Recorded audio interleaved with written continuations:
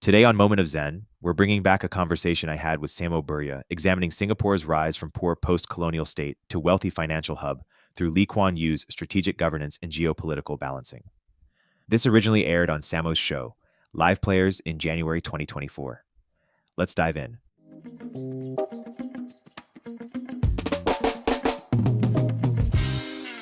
Hey, Samo, excited to chat about Singapore. We did a deep dive on Japan, and you have a couple great pieces on Singapore, and I thought we'd get right into it. Singapore is an interesting example of a state that, through balancing the geopolitical interests of much larger countries, has navigated both trade and diplomacy to its benefit. Most of that is the credit of, its founder, practically, Lee Kuan Yew.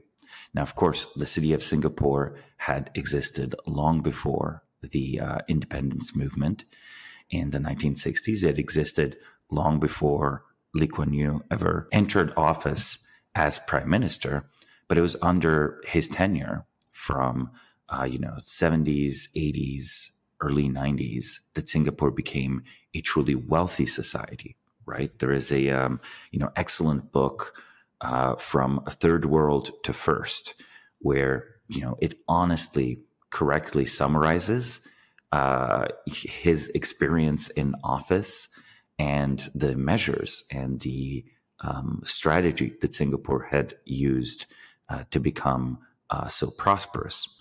It is very rare for a post-colonial state in the 20th century to have actually achieved full prosperity. Now, we've seen some examples of this, right? There is South Korea, a very developed and now wealthy country that was, a colonial possession of Japan prior to World War II. Singapore did have some natural institutional advantages already, where unlike if you are a former colony of Japan, if you're a former colony of Britain, you will have a whole developed legal tradition like common law. But more importantly, much as Hong Kong benefited from a well-trained civil service, so did Singapore itself. Like Lee Kuan Yew was educated in Britain. He, was not in favor of maintaining or sustaining the British Empire, but he tried to the best of his ability to recreate the British civil service and continue the tradition of the British civil service with this very meritocratic and efficiency-oriented approach to bureaucracy, right? The view is that you can have highly educated experts do a good job. And, to this day, Singapore has some interesting features. Senior positions in the government are very well paid. The argument is that if these were not well paid, they would not attract top talent. And if they still somehow got top talent, the officials would have reason to pursue corruption and so on. So it's kind of interesting to consider the idea that you might want to pay certain government officials very, very well, and then on the other hand, make it very, very difficult to enrich yourself in other ways off of your position. This, of course, reminds me of some of the joke trading strategies that you might have seen on Twitter, where people follow the investments of U.S. congressmen and make a portfolio in line with the investments of U.S. congressmen. I think one is like the Nancy Pelosi portfolio, and I think there's some few other strategies, right? So there is an argument to be made that people like congressmen, secretaries of state, treasury, these people do enrich themselves one way or the other. So perhaps it's best to do it above board. Yeah, because then you get better people, up front initially. Share more about what's underrated or misunderstood about Singapore's rise. Something underappreciated about how they were able to navigate the geopolitics of sort of big players around it. Or let's give some more context on the rise.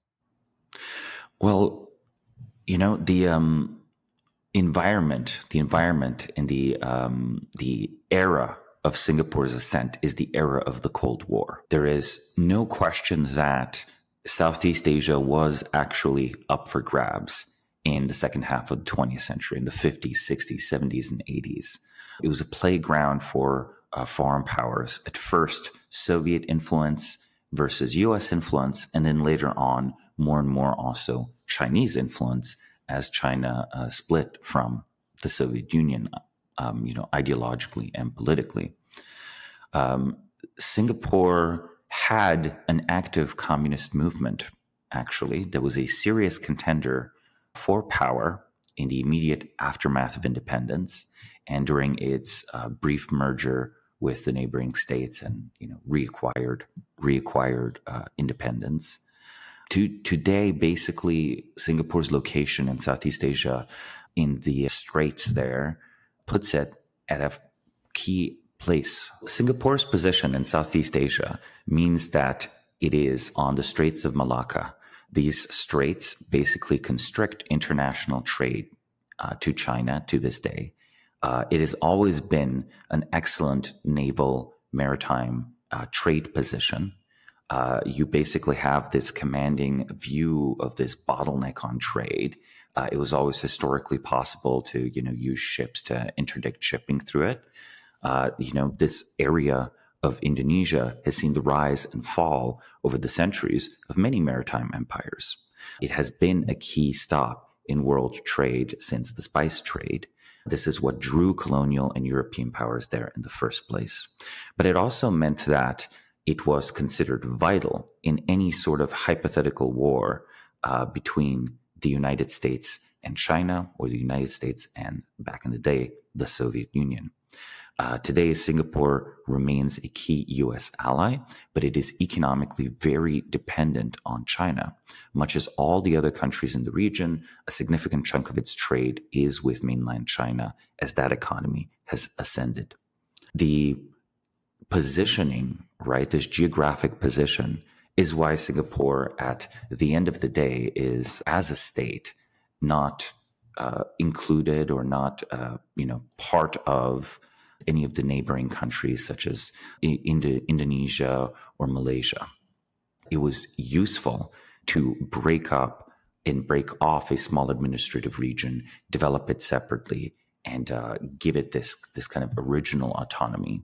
And this autonomy then persisted after independence, right? Once you have an administrative breakup, as these big European colonial empires fell apart, often these boundaries that were at first arbitrarily drawn came to be in reality, actualized, came to be real international boundaries. And then you have this effect where it becomes more and more real over time. Now, to this day, Singapore remains a multi-ethnic country with people of Malay ancestry, South Asian ancestry, but also overseas Chinese ancestry. And the country actually faced a deep domestic challenge because of these diverse demographics. In the 1960s, Singapore had basically race riots of various kinds, where there was the claim that, some groups are privileged over others, that, some groups are wealthier than others, which was and continues to be true statistically. And this was part of the reason why a communist revolution seemed very plausible in the 1960s. And, Lee Kuan Yew, when pursuing independence, briefly entered into a coalition to govern or at least pursue independence in some amount of political cooperation with the Singaporean Communist Party. And I can't think of many other examples in history where there is a revolutionary pursuit, a revolutionary goal, and you have a faction align with the Communist Party, and it's the Communist Party that pulls the short end of the stick afterwards. The only other example I know of is sort of the Iranian Revolution, which was at first assisted by, both, moderate democratic liberal reformists, but also the Communist Party of Iran, and also, of course, the Islamist faction. And ultimately, Ayatollah Khomeini and the Islamist faction went out in Iran, and in Singapore, Lee Kuan Yew wins out. The country becomes this parliamentary, basically a parliamentary democracy of some kind. But in practice, it is his political party that he created called the People's Action Party, the PAP, that retains overwhelming political dominance. This domestic and foreign situation, this balancing act, is something that is very keenly felt in any country that is of any geopolitical significance. There's massive incentive to try to topple, overthrow a government. So it was an immense achievement that the government basically was efficient, oriented towards the prosperity of Singapore, and not overthrown by a foreign government. The US, of course, was in the business of supporting any government that was at least somewhat anti-communist, but they didn't always select for efficiency, right? The South Vietnamese government was a very corrupt government and a very ineffectual government, which is, part of the reason why South Vietnam does not exist today. Hey, we'll continue our interview in a moment after a word from our sponsors. What does the future hold for business? Ask 9 experts and you'll get 10 answers. It's a bull market. It's a bear market. Rates will rise or fall. Can someone invent a crystal ball? Until then, over 41,000 businesses have future-proofed their business with NetSuite by Oracle, the #1 cloud ERP, bringing accounting, financial management, inventory, HR into one fluid platform. With one unified business management suite, there's one source of truth, giving you the visibility and control you need to make quick decisions. With real-time insights and forecasting, you're peering into the future with actionable data. When you're closing the books in days and not weeks, you're spending less time looking backwards and more time on what's next. If I had needed this product, it's what I'd use.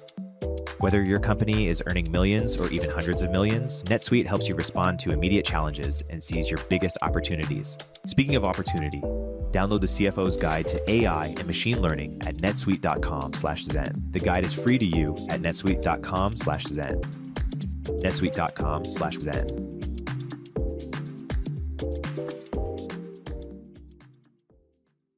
So it's a new year, 2025. And one of the recurring questions I've already been receiving is, should I start my own business? Can I do it all on my own? Now more than ever, my answers are resounding yes, with tools like today's sponsor, Shopify. It's never been easier to start pursuing your dreams. Shopify makes it simple to create your brand, open for business, and get your first sale. No coding or design skills required. They also help with the details like shipping, taxes, payments, and have social media tools that connect all your channels and create shoppable posts, allowing you to focus on the important stuff, like growing your business. What happens if you don't act now? Will you regret it? What if someone beats you to the idea? Don't kick yourself when you hear this again in a year because you didn't do anything now. Established in 2025 has a nice ring to it, doesn't it? Sign up for your $1 per month trial period at shopify.com/momentofzen, all lowercase. Go to shopify.com/momentofzen to start selling with Shopify today. Shopify.com/momentofzen.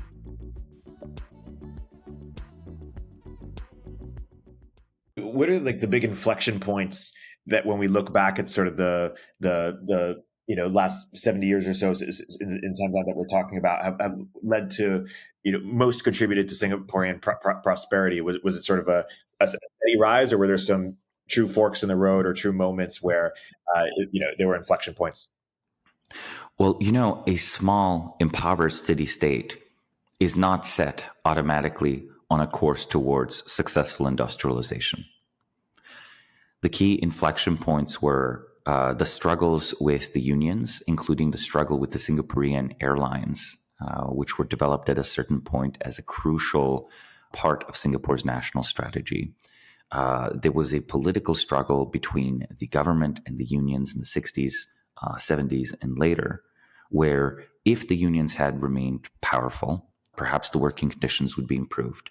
But basically, there just would not be the capital to develop the quality of these services to a high level, right?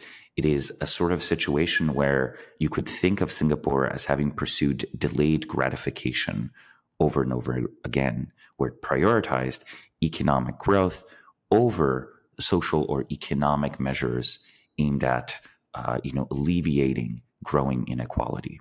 Now, there were measures such as the strong focus on building housing, which is actually an interesting example, right? In Singapore, a lot of the housing is state-owned housing, and it is actually, fairly high quality. And the view is that this is a necessary intervention to make Singapore more livable at its population density, and to make sure that many of the workers that Singapore needs to keep running can afford to live in the city. So there were elements of social policy there, but to a very, very great degree, it was the government sort of thinking of the country almost as a business or as a video game, where you look at industry after industry and you just try to prioritize its growth. And if need be, you invest directly or you invest indirectly, or you build up something and you privatize it or you subsidize it. It's almost an interesting mix of a libertarian and a statist kind of approach. And it's not complete laissez-faire, but it is quite laissez-faire in many, many ways. It's just that there's almost like an economic plan in place of, okay, we're going to prioritize ports, we're going to prioritize airports, we're going to prioritize the energy infrastructure. There's no economic reason yet to build some of these things, but we plan on future growth. The future growth materialized. Therefore, these were good investments rather than malinvestments. And perhaps this is a case where the very small size of the city, the small size of the state, the city itself, of course, is several million people, might contribute to alleviate the difficulties of planning. Perhaps at the end of the day, it is easier to plan out the economic development of a single city than it is of 10 diverse and different cities, right? Let alone large regions, agricultural regions, mining regions, etc. The United States is an immensely complicated country, but even New York City is immensely complicated. But were New York City an independent government, perhaps at the end of the day, the independent government of New York City would be better incentivized to have cost-efficient infrastructure than the New York City that is part of the United States, right? Because think about it, the tax revenue straightforwardly feeds back into the city government, which is also the national government. And in the United States, only a small amount of taxes actually go into the coffers of city governments compared to state and national. So there's a way in which the urgency of growing New York economically is less apparent if the government that governs New York is, in DC. That's an argument for federalism, but also for perhaps much smaller states around the world. Right. Yes. In the U.S., I would say that the federal system exists on paper, but in practice, the federal government is much stronger than any given individual state. Perhaps the U.S. should have fewer and more powerful states. You could argue that when the 13 colonies were created, and it was a true federated republic as well, when they first came into being, every single state was as important as Texas or California are today. Yeah. And is it just that over time, centralized bureaucracies are going to become centralized bureaucracies and become bigger and bigger, and they just don't have incentive to disperse power to the edges or to the states? It's very difficult to maintain a genuinely federated system, right? So perhaps there's an argument for the actual fragmentation of sovereignty in some way around the world. And Singapore and until recently Hong Kong were frequently used as examples of perhaps city-states are more oriented towards prosperity inherently than other kinds of states, because there's something very useful about this extreme pressure for efficiency, right? Singapore, again, I've emphasized how small it is. Did you know that they've reclaimed a significant amount of land from the sea? The Dutch are known for this, but this is something that Singapore has undertaken as well. There needed to be a new big airport. So where do you build a new big airport if real estate prices have been going up and up for decades? Well, you build an artificial island, right? And that's where you put the airport. Or you expand a district and so on. But they're almost reaching the point where they're running out of territorial waters. So there's a limit sort of even to that, right? There's hard limits to growth, and you are trying to maximize the value of your real estate in a very significant way. You could just open up and become sort of a vacation spot where foreign interests buy up a lot of your land, driving up the price. However, there has to be something fundamentally appealing about where you are. Since the 1990s, the small scale of Singapore does actually stop it from being a global industrial powerhouse. Like in the early stages, 60s to 90s, you could actually just pursue straightforward industrialization in a way that's not too dissimilar from what South Korea did or what Taiwan did. After the 1990s, however, the strategy became we should become a tax haven and a legal jurisdiction for business in East Asia and Southeast Asia. We should attract as many foreign corporate headquarters to move here as possible. And we should encourage as many people to become Singaporean citizens as possible who will bring in their own wealth. And, the government of Singapore is also interesting because they were very early on aware of the demographic problems introduced by low fertility. Like there's a big speech by, where Lee Kuan Yew is basically encouraging people to get married and have babies. And, they should do that before they finish their PhDs because the PhD can wait, but starting a family can't. And there were attempts to encourage fertility. But I think the fact that the very competent government of Singapore couldn't find a way to do this bodes poorly for the rest of the world. Now, them having understood that they can't do this, and they've not successfully raised fertility, comports decently well with this strategy of, okay, we will become a tax haven, and this is perhaps a solution in a corporate headquarters, in a logistical center. This is perhaps a solution for an aging society if you're a single city. It's not a solution for a large country like Japan, China, or the United States. But it has allowed them to continue growing in affluence. One of the most important things to consider is that, with a GDP of $400 billion, it's a larger economy than, say, Vietnam, Iran, Pakistan. And these are already powerful political forces. They just have potential in them, at least hypothetically, to dominate entire global industries. And that's something Singapore can't do. Furthermore, Singapore, in a per capita basis, is one of only a handful of states that has a higher GDP per capita than the United States. It's a very different model also in a social sense, where in the US, we often take it for granted that there's a strong emphasis on individual freedom is the way and the reason why the US is wealthy. And in Singapore, there certainly is a strong emphasis on economic freedom, but less so on other kinds of personal freedom. Again, much as the demands of a city and the immense pressures of it on city government produce perhaps a drive for economic growth, I also think it produces a fairly draconian approach to law enforcement, right? If a city government is a state government, at the end of the day, it will be very interested in eliminating crime completely. So if you traffic drugs in Singapore, you risk the death penalty, right? And even for many minor offenses, they actually have kept corporeal punishment. Like you might get caned for certain crimes. Now, of course, at the end of the day, if we were being provocative, what is better? Putting you in a small box at the taxpayer's expense for 5 years? Or do you just pick, the public humiliation and physical pain of caning? And, even I personally might just decide if a judge gave me hypothetically a choice of, should I be locked up in prison for 4 years or should I get caned? I think I'd probably pick the caning. I would not be very happy. I would certainly remember it. Maybe it'd be a little traumatic, but you know what?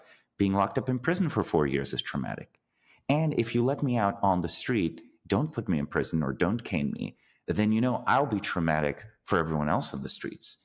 Can you imagine if Singapore allowed itself to waste a third or half of its real estate the way that San Francisco does? And I say this as a proud resident of San Francisco. I don't know. Perhaps we should execute drug dealers. Perhaps we should cane people that harass others in the streets. I don't know. Maybe that would solve some problems. To be very spicy here, right? Because this is the interesting point. Negative and positive externalities become intensely concentrated in a small city environment. In a way, yes, extreme focus on individual freedom and maybe even an over focus on non-incarceration. This works well if you have a large country with a lot of space. But if you have high population densities, you can preserve a lot of economic freedom, but I think public order becomes ever more important, because any disruption to public order immediately results in lower economic performance. And that's why I'm talking about, the hypothetical of wasting space. The economics of wasting space trump over the possibility of having a more lax approach to law enforcement and crime. And again, there are things that are undesirable or not sustainable at a national level that work for Singapore. A lot of its workers have only temporary work permits and actually commute into the city from neighboring Malaysia. Of course, Singapore would be more than happy to buy land off of Malaysia if Malaysia offered. But Malaysia is uninterested, right? I think part of the hope of Malaysia is that the areas immediately adjacent to Singapore just develop economically over time. And perhaps there's some very long-term desire to have their own economic city, especially economic zone and city, that could outshine Singapore just because of its scale. One thing that people miss about the historical realities of the purchase and sale of land, which to us today, it seems very interesting that, say, the United States could do something like the Louisiana Purchase or purchasing Alaska. But what people miss today is that in the 19th century, conquest and purchase and sale of land went together. Basically, France sold the large Louisiana territory because they were afraid that either Britain or the United States would seize it anyway otherwise. And the Russians were concerned about the long-term viability of maintaining Alaska and whether it would just be given to the British, with who they were in a significant geopolitical competition at the time. So there is no military sword hanging over Malaysia. So Malaysia, while perhaps it might be economically a good deal, sort of chooses this focus on preserving territorial integrity over anything that Singapore could offer, right? The sale and purchase of land historically happened because there was a threat of violence. It was just a more civilized way to do things than to have a colonial war over it. Hey, we'll continue our interview in a moment after a word from our sponsors. Hey everyone, Erik here. In this environment, founders need to become profitable faster and do more with smaller teams, especially when it comes to engineering. That's why Sean Lenihan started Squad, a specialized global talent firm for top engineers that will seamlessly integrate with your org. Squad offers rigorously vetted top 1% talent that will actually work hard for you every day. Their engineers work in your time zone, follow your processes, and use your tools. Squad has front-end engineers excelling in TypeScript and React and Next.js ready to onboard to your team today. For backend, Squad engineers are experts at Node.js, Python, Java, and a range of other languages and frameworks. While it may cost more than the freelancer on Upwork billing you for 40 hours, but working only 2, Squad offers premium quality at a fraction of the typical cost, without the headache of assessing for skills and culture fit. Squad takes care of sourcing, legal compliance, and local HR for global talent. Increase your velocity without amping up burn. Visit choosesquad.com and mention Turpentine to skip the waitlist.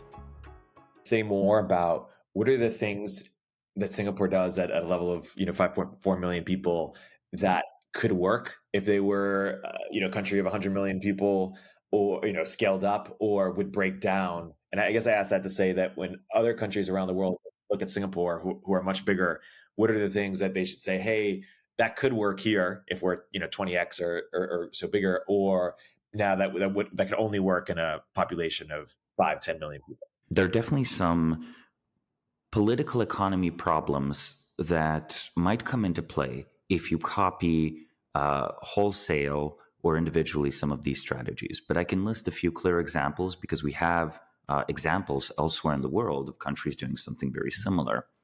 The key part of Singapore's economic strategy is to be a financial hub. And, since 1997, Singapore's corporate tax rate has been repeatedly lowered from 26% to 17%, as of May 2023.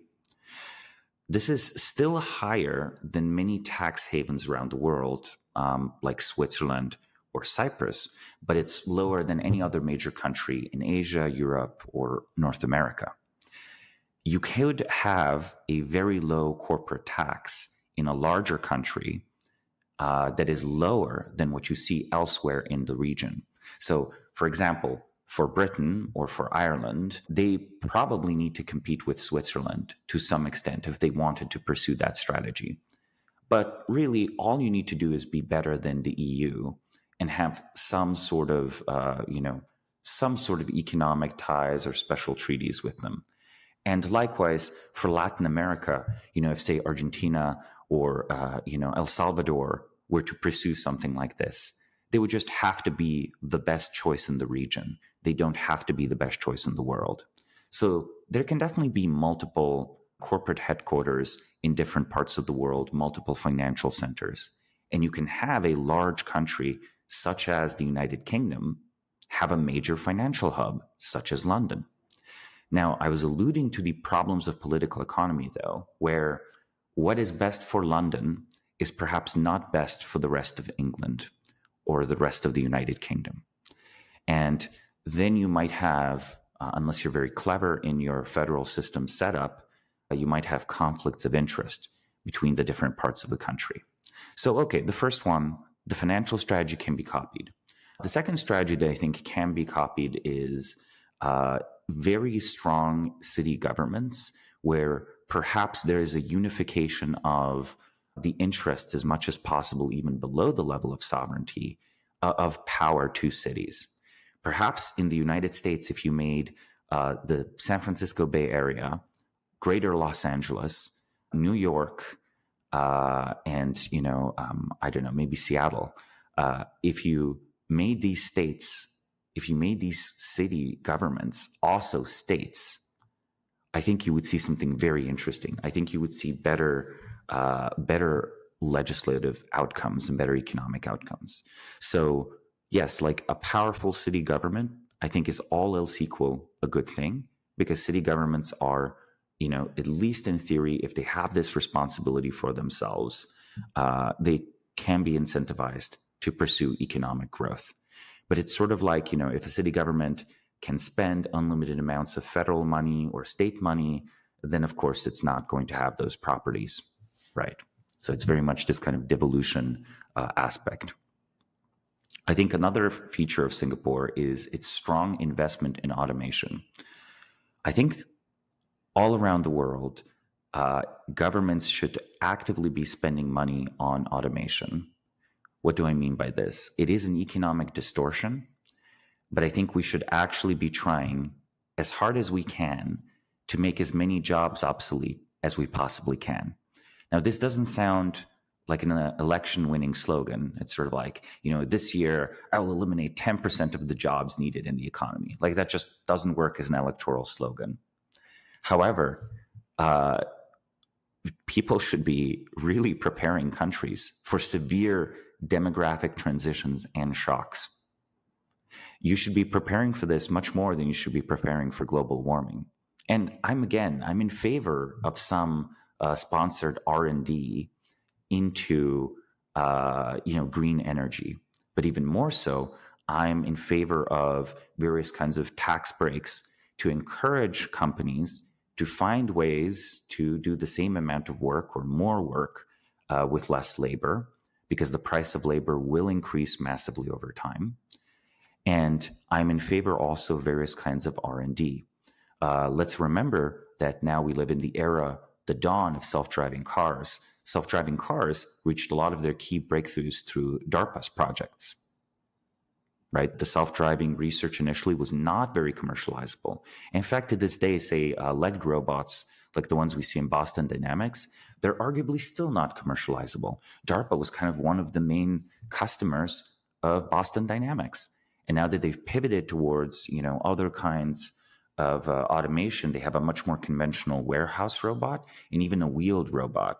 And those are the kind of robots that find a place in the modern economic context. They're not the sort of breakthrough stuff that maybe 20, 30, 40 years down the line results in lower demand for labor. So, okay, have you ever heard about, eating, I won't live in a pod, I won't eat the bugs? Yes, a famous meme on the right. Okay, yeah, and people kind of blame Klaus Schwab of the World Economic Forum for this, but it's really not his fault. So as much as we all like Singapore, I actually think Singapore is responsible for the perpetual investment and promotion of insect food. Let me explain. As of 2019, the government launched the new Singapore Food Agency. So the goal is to improve food security in case of a war. We talked a little bit about the potential relevance of Singapore in a hypothetical US versus China war, correct? And under those circumstances, Singapore might find itself blockaded and might find itself starving. And we've also talked about how extreme the demand for land is in Singapore, right? So where exactly are you going to do farming? How could you possibly feed the population? And they have this rather insane and honestly very ambitious science fiction-like goal of increasing self-sufficiency in food to like 30% of consumption by 2030. This plan will depend on novel technologies like indoor vertical farming or creating new types of food from insects and algae. And one of the more interesting things is between 2008 and 2012, Temasek invested in multiple rounds of funding for the French company InnovaFeed, which manufactures animal feed from insects. And they've also invested hundreds of millions of dollars into these other companies. Temasek was also an early investor in the US company Impossible Foods and so on. So when I looked recently at the companies that tend to run these ad campaigns that want to sort of normalize the use of insect protein in processed food, I realized, wait, like over half of these are working off of investments from the Singaporean government. So, okay, why do we see articles promoting insect food? Because companies understand they have a marketing problem when they want to take off and produce sell their insect food. Why are there so many companies that are trying to find ways to make use of insects in human nutrition? Well, it's because Singapore needs food self-sufficiency. So that's rather funny, right? Like you could have a single government of a small city state. It has an investment strategy, and as a side effect of that investment strategy, you keep seeing these like sort of weird articles pop up, these weird think pieces about how it's good for the environment, how it's good for climate, how it's maybe more ethical. And really, it's all about making sure that the Singaporeans don't starve to death in case China blockades them. Well, it's funny. I mean, you also wrote in your piece how Singapore acknowledges that it's been a very strong beneficiary of globalization, and in a world where deglobalization starts to happen or U.S. starts to pull back, that presents a grave threat to Singapore, or that could pose a great threat. Talk more about how that threat could manifest and how else Singapore could or should respond in result. Well, one of the key things is globalization is good for Singapore because it provided a relatively secure and peaceful international environment, as well as the opportunities of global markets. Again, if you're a single city, first an industrial city and then a financial city, you need to find your markets elsewhere. You don't have a billion consumers domestically, like say China does. You have to find a billion consumers everywhere around the world. And now, of course, also China benefited from the same thing because international consumers were much wealthier. Singapore has to acquire a greater degree of energy and food self-sufficiency merely to be able to last longer, to withstand a hypothetical siege longer, on the hope that a foreign power comes to its aid and alleviates its situation.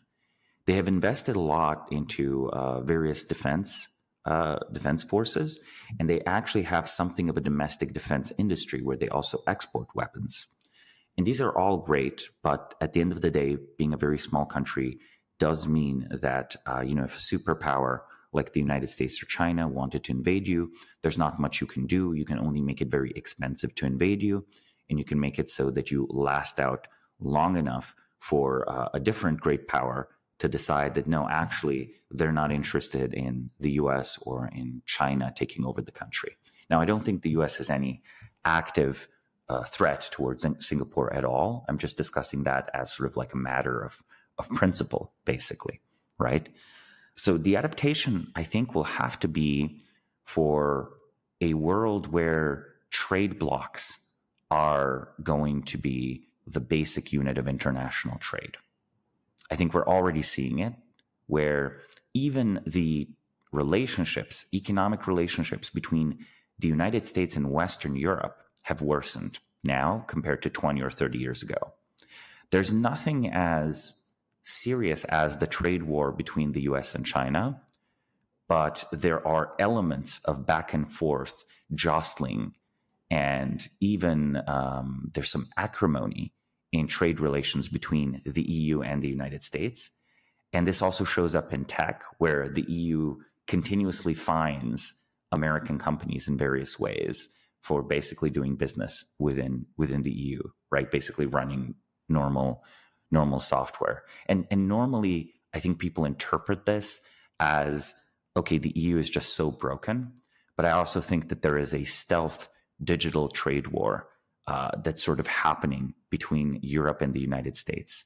And I think basically the US will win because Europe is too slow to provide its own alternate digital services. But let's wait to see 10 years. I think this might become more apparent over time, because I think the key generator of this is, the EU Commission doesn't find the few European companies at anywhere close to the rate that American companies are fined. So that's why I think it's a little bit selective. I've also not heard of them finding the few Chinese companies that have made a big impact online. So I think there's some sort of competitive angle there. But to bring it back to Singapore will have to pick which great trade bloc are you a part of. And that's where we hit the snag that's hard to resolve. The largest nearby regional economy is China. The only way to retain political autonomy and independence from China, not just for Singapore, but even for countries like South Korea, Vietnam, etc., is to be close allies of the US. The US might want to couple much more tightly being an economic partner and being a political ally. In the era of globalization, the US would do business with everyone, including China. The US has now realized that perhaps it's not a great idea to allow an economy to outcompete you, especially if it has unfair trade practices. So I think the solution probably that they will pursue is economic integration with China, but there does exist an alternative. The alternative is if we expect even moderate economic growth from India. So nothing like the economic growth of China, but even with moderate economic growth from India, in a way, there is one ocean of the world where globalization hasn't yet happened. Let me explain. The Atlantic arguably reached peak globalization in the early 20th century. The total value of trade going between Europe and America has been probably fairly stagnant for a long time. And any sort of cultural or political exchange that happened between, say, Europe and the Americas already was done by at least the 1940s, let's say. Like that was the last big rearrangement of the transatlantic relationship politically.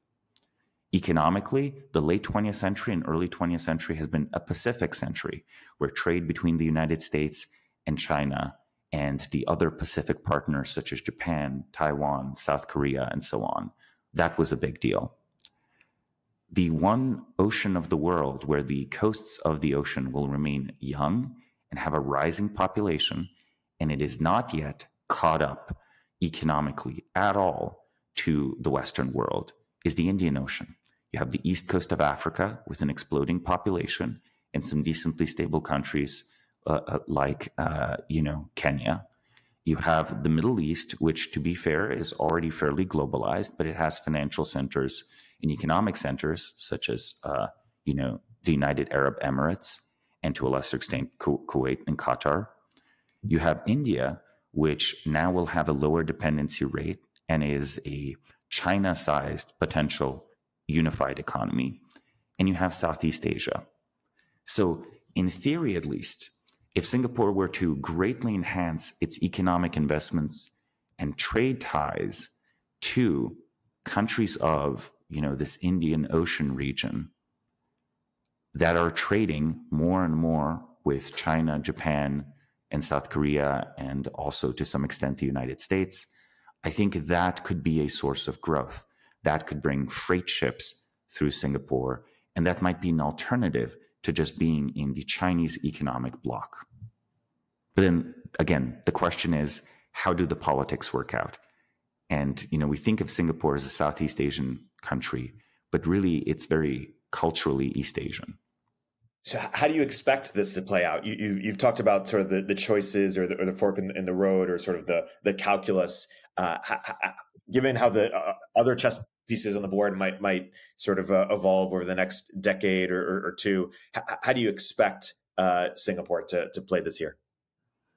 Well, I think that Singapore will continue to be quite effective at pursuing its financial strategy. It has a little bit of a windfall because people have realized that Hong Kong is just another Chinese jurisdiction, right? This has been the evolution of the last few years.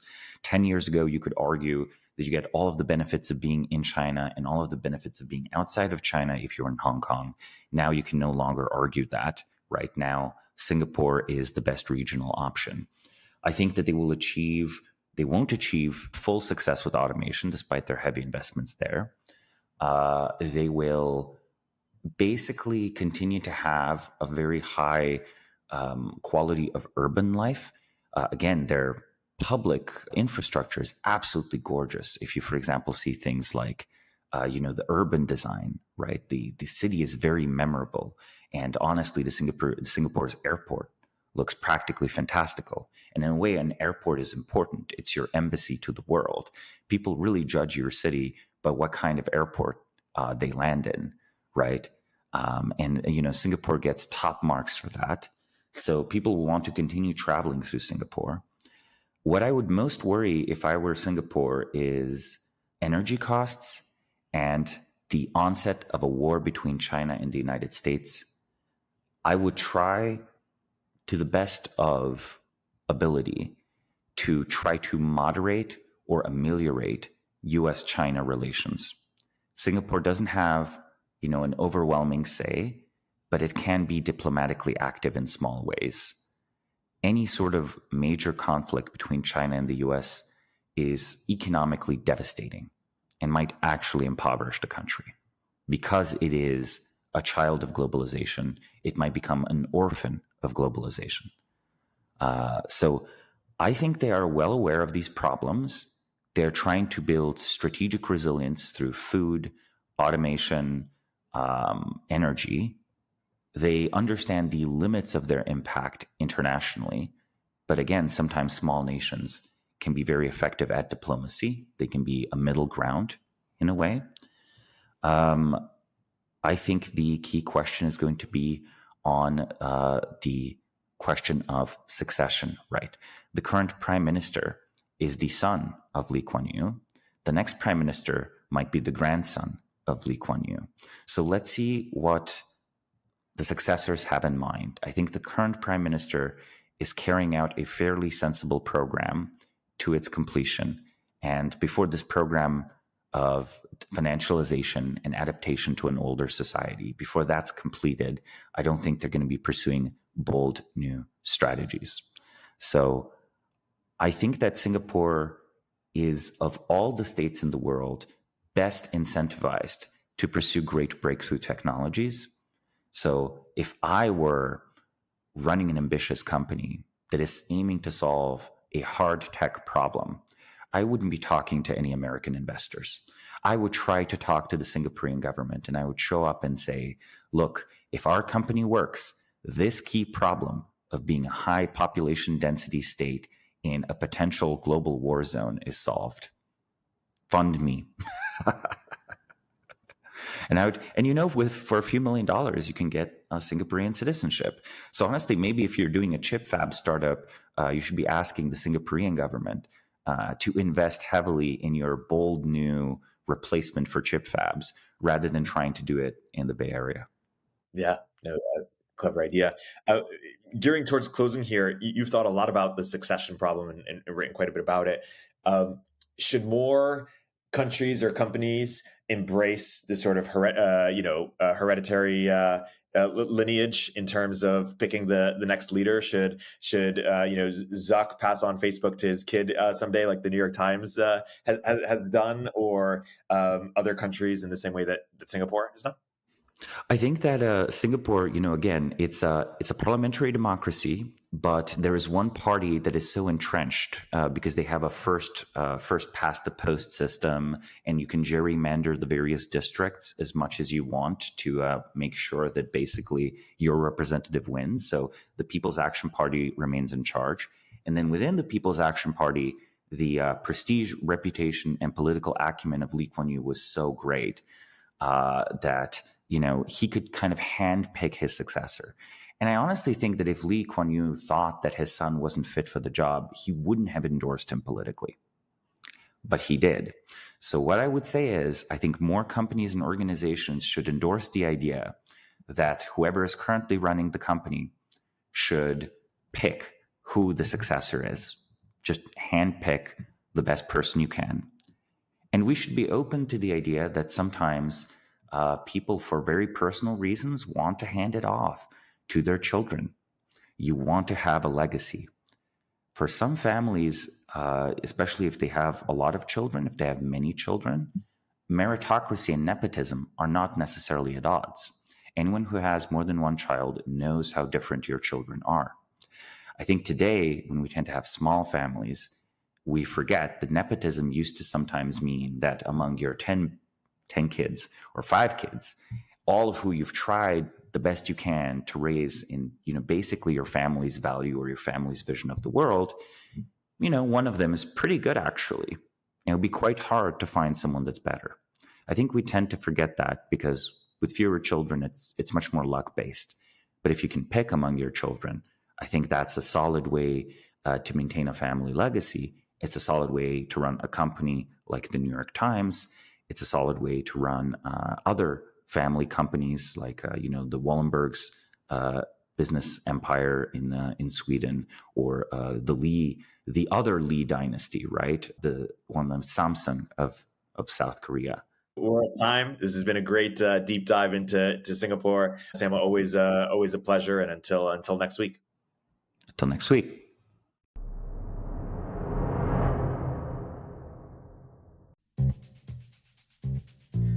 Hey everyone, Erik here. At Turpentine, we're building the first media outlet for tech people by tech people. We're the network behind the show you're listening to right now. We have a slate of hit shows across a range of topics and industries, from our AI and investing cluster of podcasts to shows that drive the conversation in tech with the most interesting thinkers, founders, investors, and influencers, like Econ 102 with Noah Smith. We're launching new shows every week, and we're looking for industry-leading sponsors.